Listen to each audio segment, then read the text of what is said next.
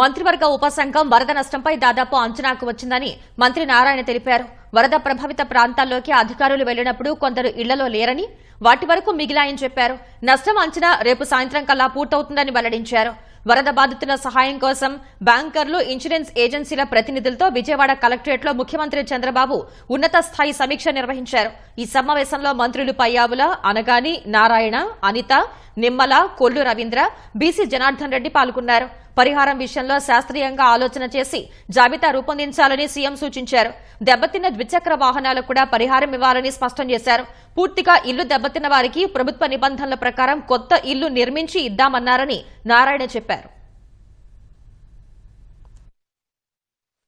ఈ యొక్క ఫ్లడ్ ని వీలైనంత వరకు మినిమైజ్ చేయాలి, రిస్క్ చేయడం జరిగింది. అయితే అది అయిన తర్వాత డ్యామేజెస్ అంటే చాలా మంది ఇళ్లలో టీవీలు పోయినాయి, ఫ్రిడ్జ్లు పోయినాయి, ఇలా రకరకాల వస్తువులు డ్యామేజ్ అయినాయి.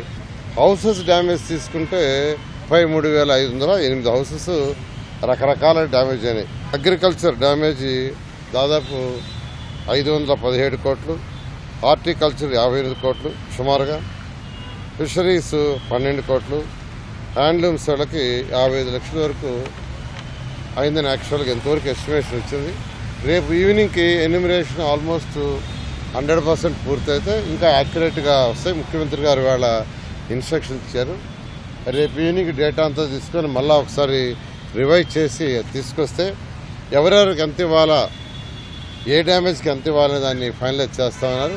అదేవిధంగా రోజు బ్యాంకర్స్ని, ఇన్సూరెన్స్ వాళ్ళందరినీ పిలిచి వాళ్ళందరితో డిస్కస్ చేశారు.